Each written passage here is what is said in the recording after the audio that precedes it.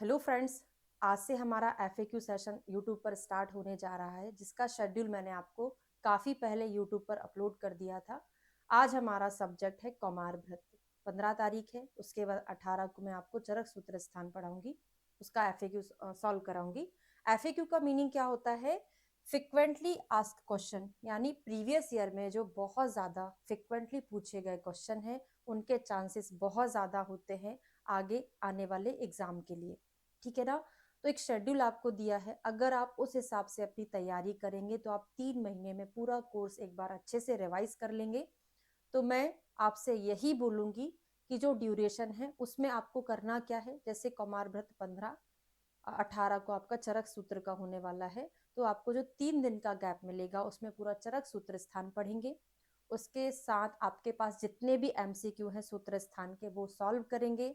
और फिर मैं आपको एफएक्यू कराऊंगी, उसमें आपको काउंट करके बताना है लास्ट में जितने क्वेश्चन मैंने क्लास में कराए उसमें से आपके कितने नंबर मिल रहे हैं। और ये पीडीएफ आपको कहाँ पर मिलेगा? ऐप, जो पीजी आयुर्वेद प्रयोजनम ऐप है, उसको आप डाउनलोड करेंगे प्ले स्टोर से जाके। उसके फ्री स्टडी मटेरियल में एफएक्यू सेशन एक सेक्शन है, उसके अंदर आपको सारी पीडीएफ मिल जाएगी। ठीक है? तो शुरू करने से पहले बताना चाहूंगी कि केवल आपको क्वेश्चन जो पूछे गए हैं प्रीवियस ईयर में उतने पढ़ के नहीं जाना।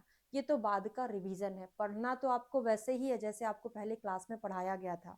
पूरा सब्जेक्ट कंप्लीट, उसके सारे एमसीक्यू, सारे उसके प्रीवियस ईयर के क्वेश्चन पेपर, उसके बाद इसको रिवाइज करना है।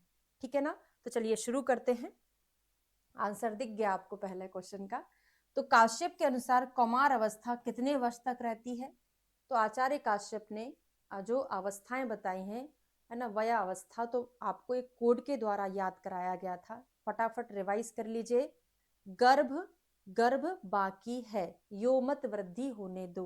तो गर्भ से हो जाता था गर्भावस्था, बा से बाल्यावस्था, की से हो जाता था कौमार अवस्था, यो मतलब युवान अवस्था, यो मत मध्यावस्था, वृद्धि से वृद्धावस्था। ऐसे हमने 5 डिवीजन पढ़े थे, जिसमें कौमार अवस्था कितनी थी? 16 वर्ष। अगर हम आचार्य सुश्रुत की बात करें तो इन्होंने 3 डिवीजन बताया था, बाल्यावस्था, मध्यावस्था, वृद्धावस्था। बाल्यावस्था इन्होंने 0 यानी जन्म से लेके 16 वर्ष था, मध्यावस्था 16 से 70 था, वृद्धावस्था 70 से मृत्यु पर्यंत था। फिर हमने बाल्यावस्था का डिवीजन पढ़ा था। क्या पढ़ा था? शीरप, शीरान्नाद और अन्नाद। कैसा पढ़ा था? शीरप अपन ने पढ़ा था 1 वर्ष तक, फिर 2 से लेके या 1 के ऊपर 3 तक, या कहीं कहीं 2 से 3 लिखा रहता है ना? तो 1 के ऊपर ही मानेंगे इसको, 1 से लेके 2 तक, या फिर 3 से लेके 16 तक क्या होता है? अन्नाद, है ना? तो शीरप 1 वर्ष तक, 1 से 2 शीर अन्नाद, और केवल अन्नाद 3 से लेके 16 वर्ष तक। फिर हमने मध्यावस्था पढ़ा, वृद्धि, यौवन, संपूर्णता, हानि, 16 से 20, 20 से 30, 30 से 40, 40 से 70, और 70 के ऊपर वृद्धावस्था। ठीक है? तो क्या करना है आपको? ये पीडीएफ निकलवाना है। उसके बाद आपको जो एक्सप्लेनेशन मैं नहीं भी बता रही हूँ तब भी आपको लिखना है कि अगर काश्यप का डिवीजन ये है तो पूरा डिवीजन लिखें, सुश्रुत का डिवीजन लिखें। जितनी बार आप लिखेंगे उतना अच्छे से आपको चीजें याद होगी। ठीक है ना? अगला क्वेश्चन है, निम्न में से किस इंद्रिय की परीक्षा प्राण प्रत्यागमन में नवजात शिशु में सबसे पहली करनी चाहिए? ठीक है, फटाफट आंसर बताइए, टिक कर लीजिए, अपनी कॉपी में लिखते चलिएगा, लास्ट में कंक्लूड करके मुझे आंसर बताना है। ठीक है ना? तो हमने पढ़ा था कि प्राण प्रत्यागमन में कितनी इंद्रियों को बल मिलता है? तो कितनी? आंसर है हमारा का फॉर कर्ण को, ता फॉर त्वचा इंद्रिय यानी स्पर्श इंद्रिय को, नी फॉर नेत्र यानी चक्षु इंद्रियों को बल मिलता है। यानी टोटल 3 इंद्रियों को बल मिलता है प्राण प्रत्यागमन में, कर्ण, त्वचा, नेत्र। इनको ये स्थान मैंने बता दिए, इनको मॉडिफाई कर लेंगे उनकी इंद्रियों में, है ना? तो शब्देंद्रिय, त्वके यानी स्पर्श इंद्रिय, और दृक इंद्रिय। ठीक है, 3 नंबर है। सबसे पहले किसको बल मिलता है? तो हमने कर्ण को याद किया, वो कानों के पास में अश्मनो वादनम, पत्थर को बजाना। ठीक, तो कर्ण को सबसे पहले बल मिलता है। नवजात शिशु में मुख विशोधन का क्रम क्या होता है? तो कोड बनाकर आपको याद कराया था, टॉकीज। टॉकीज में मूवी देखने जाते हैं। टी फॉर तालु, ओ फॉर ओष्ठ, के फॉर कंठ, आई फॉर कुछ नहीं, जे फॉर जिभा। क्योंकि क्रम पूछा जाता है तो सबसे पहले हम टॉकीज याद किए हैं, तो तालु ओष्ठ कंठ जिह्वा को क्रमशः विशोधन किया जाता है। शिशु को प्रथम दिन ही स्तनपान कराने का निर्देश कौन से आचार्य दिए हैं? शिशु को स्तनपान कराना है पर पहले दिन से ही कराना है, ये किसने बोला है? चरक ने बोला है। आचार्य सुश्रुत ने क्या बोला है? 3 से 4 दिन बाद स्तनपान कराने को बोला है। फिर उन्होंने पहले, दूसरे, तीसरे दिन क्या करने को बोला होगा? पहले दिन कुछ अनंता वगैरह दिया होगा, फिर दूसरे दिन लक्ष्मणा कुछ दिया होगा, तीसरे दिन पानी तल के प्रमाण में मधु सर्पी कुछ दिया होगा। वो आगे जाके कभी आप पढ़ना, है ना, इसमें डिटेल लिख लेना आप। तो पहले 3 दिन की चर्या कैसे क्या क्या करना, उसके बाद चतुर्थ दिन उन्होंने स्तनपान कराने के लिए कहा है।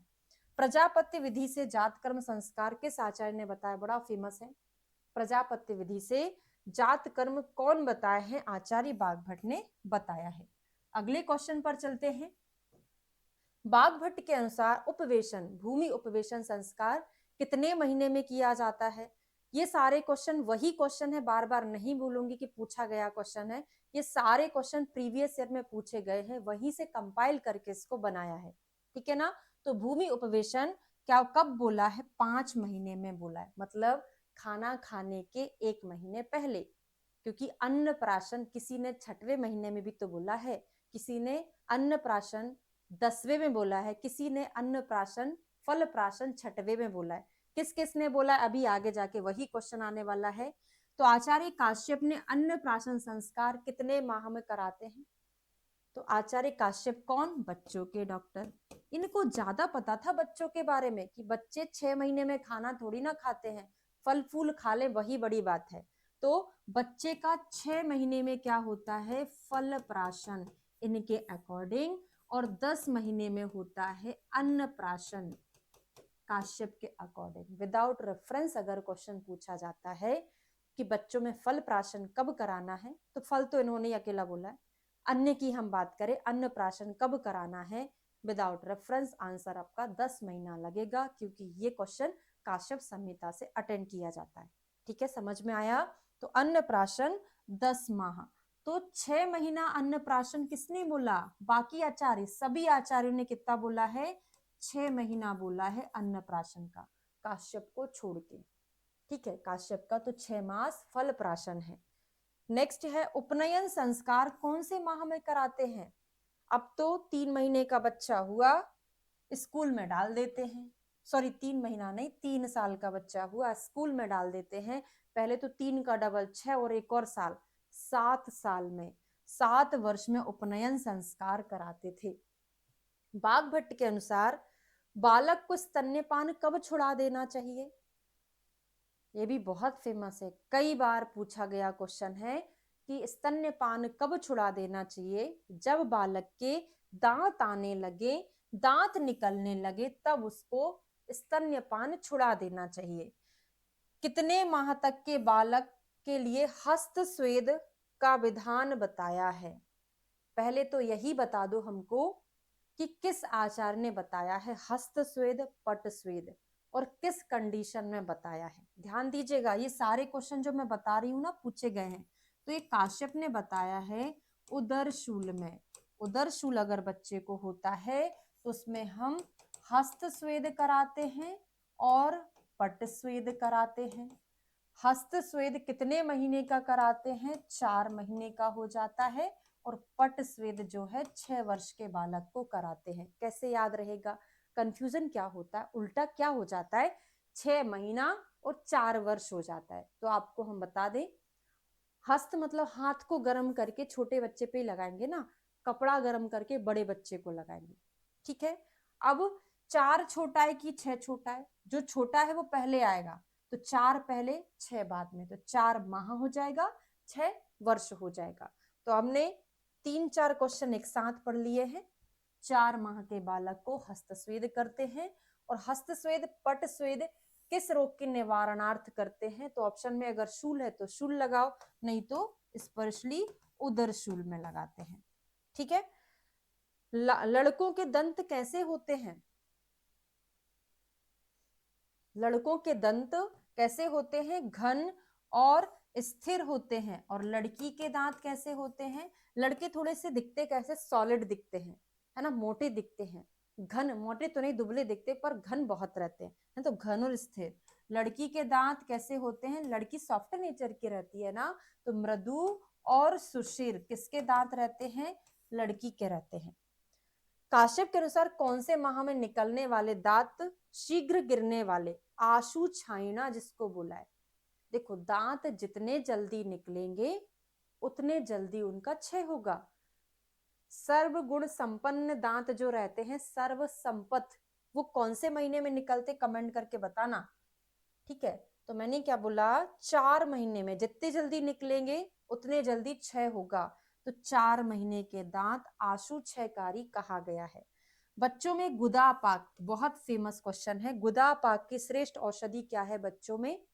तो गुदापाक में क्या लगाते हैं? रसांजन लगाते हैं। गुदापाक की श्रेष्ठ औषधि है।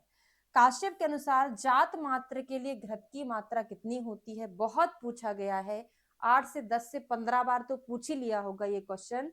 जात मात्र के लिए घृत की मात्रा पूछ रहे हैं, औषधि की मात्रा नहीं पूछ रहे हैं, इस पे आपको ध्यान देना है। तो कोलास्थी के समान घृत की मात्रा कितनी होती है? कोलास्थी के समान होती है जात मात्र में। तालु कंटक रोग कौन से दोष के कारण होता है?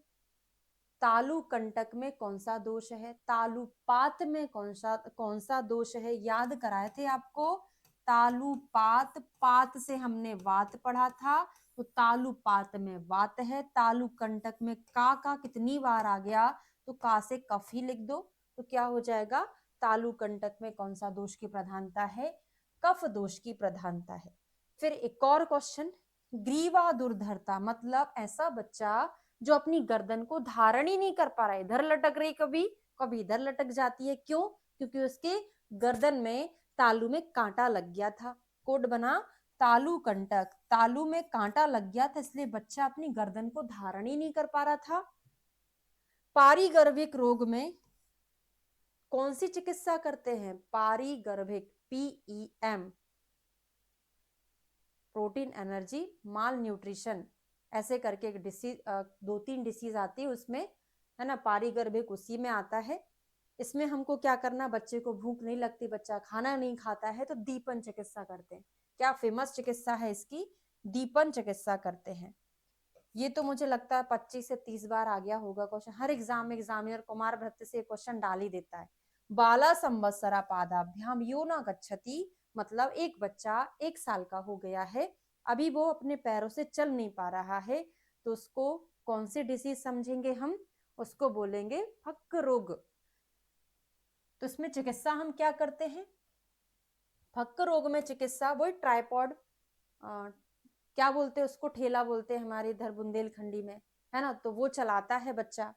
वॉकर चलाते, वॉकर, आप सभी लोग वॉकर बोलते हैं उसको, उसको चलाता है। त्रिचक्र बोलते हैं इसको, त्रिरथ चक्र करके कुछ आता है ना। फिर कुछ स्नेहपान कराते हैं, है ना, फिर शोधन भी कराते हैं बच्चों का, मृदु शोधन, है ना। तो इसमें बहुत सारा ऐसा ट्रीटमेंट है।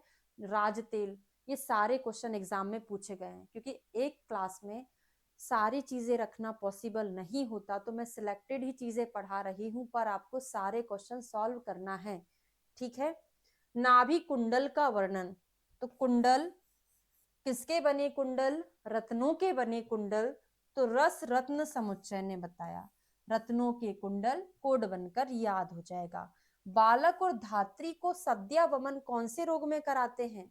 बालक धात्री को सद्या वमन, वमन यानी पेट में कोई भी चीज ऐसी अलसी भूत हो गई है, तो बच्चे को भी वमन करा दो, माता को भी करा दो, तो क्षीर आलसक में सद्या वमन कराया जाता है।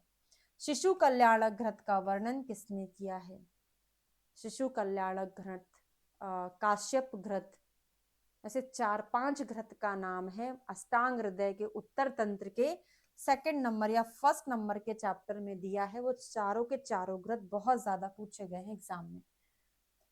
गंध पूतना का वर्णन किस आचार्य ने किया है? तो गंध किससे आती है? जैसे कुंडल रत्नों के बनते हैं, ऐसे गंध भी रत्नों से ही आती है। सुगंधित रत्न भी तो होते हैं, तो योग रत्नाकर, वो रस रत्न समुच्चय थे, ये योग रत्नाकर है। शकुनी ग्रह किसके लक्षण किसके समान है? शकुनी ग्रह के लक्षण किसके समान है? शकुनी मतलब क्या होता है? पक्षी होता है ना। उसमें त्वक रोग, त्वचा के रोग हो जाते हैं। तो शकुनी ग्रह के लक्षण जो होते हैं, अगर किसी को त्वचा में कुछ हो जाता तो वैसे ही मिलता। तो कोड बनाकर याद करिए। एक पक्षी हमने घर में पाल रखा है, शकुनी यानी पक्षी को पाल रखा है, पिंजरे में बंद है बेचारा, है ना। और उसमें बहुत ज्यादा धूप में आपने उसको टांग दिया पिंजरे को, तो क्या होगा? धूप लग लग कर उसकी स्किन जल जाती है। तो शकुनी यानी पक्षी की त्वचा जल जाती है, तो त्वचा में रोग हो जाता है किसके? शकुनी के। पूछे गए क्वेश्चन, उदर पर काली रेखाओं से आवृत होना, उदर पर काली रेखाएं, उदर पर ग्रंथि के समान, है ना, और पाणिपाद रमणीयता। ठीक है, ऐसे सारे क्वेश्चन पूछे गए हैं और सारे के सारे हम एक साथ पढ़ने वाले हैं। तो उदर पर काली काली सिराएं आ जाए तो हम उसको बोलते हैं मुखमंडिका। कैसे याद करेंगे? मुख पर रेखाएं नहीं है मुखमंडिका में, तो बोलते हैं ना मुंह काला, काला काला मुंह हो गया, व्यंग हो गया, नीलिका हो गया, तो मुख काला। इसमें मुख काला नहीं हुआ, उदर काला हो गया, क्योंकि उदर पर काली सिराएं आई है।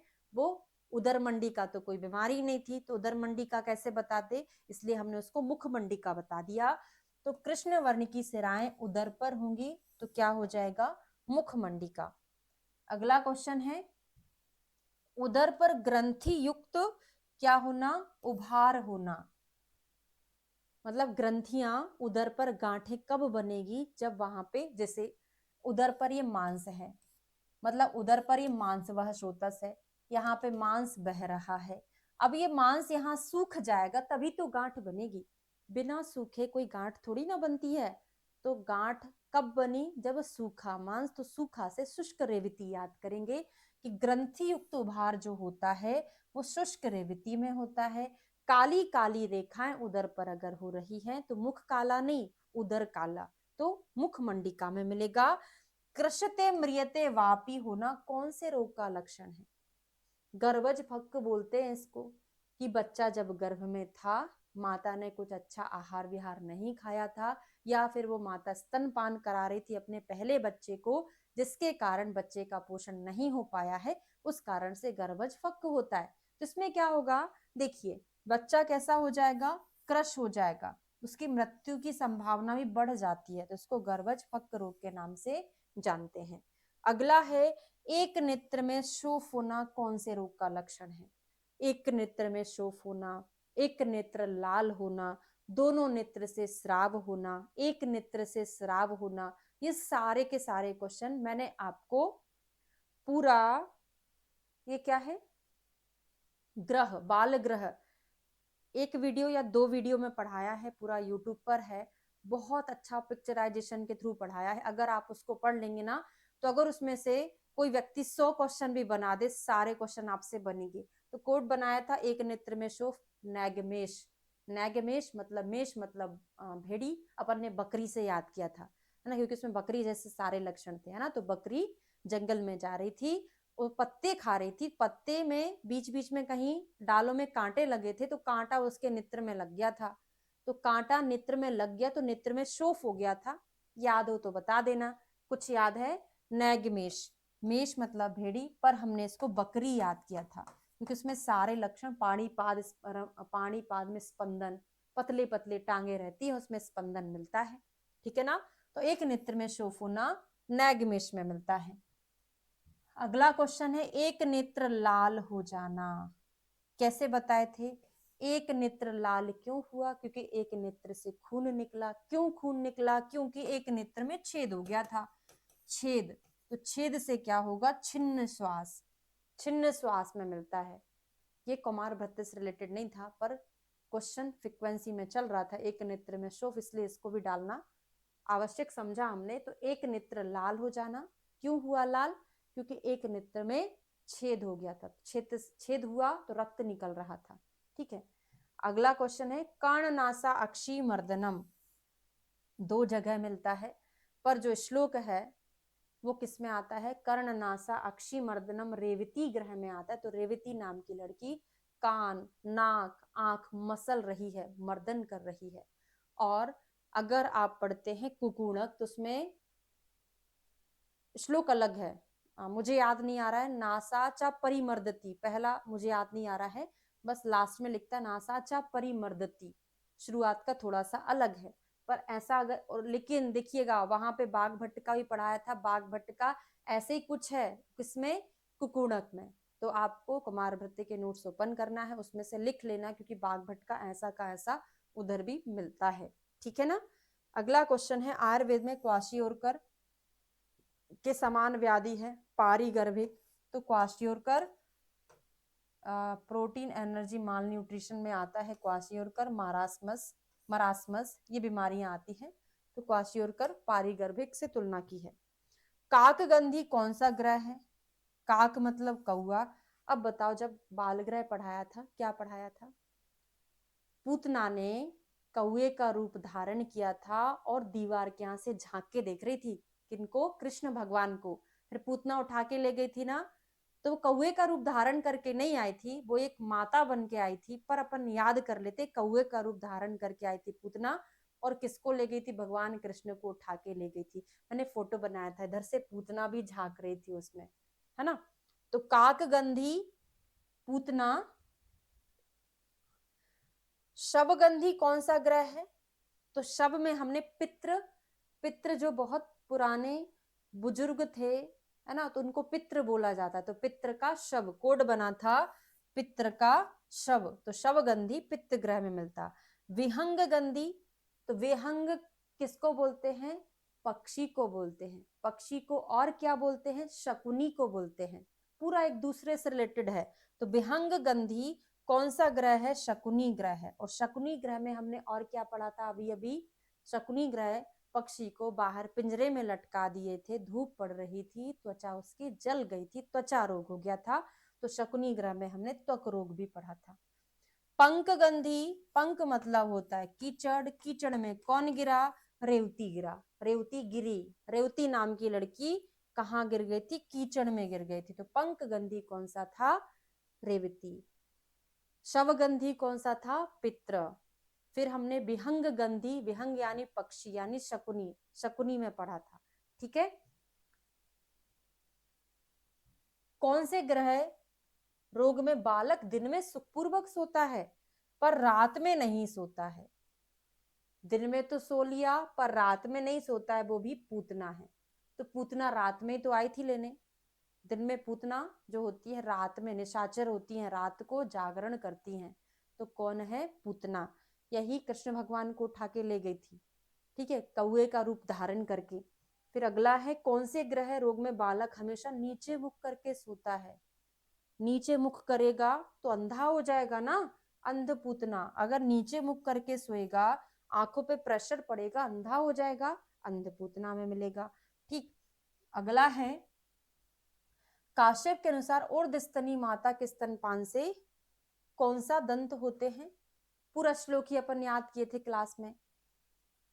ऊर्ध्वस्तनी कराल दंता, लंब स्तनी नासिका मुखम आच्छादयति, ऐसे करके कुछ पढ़ा था, ऊर्ध्वस्तनी कराल दंत हो जाता है।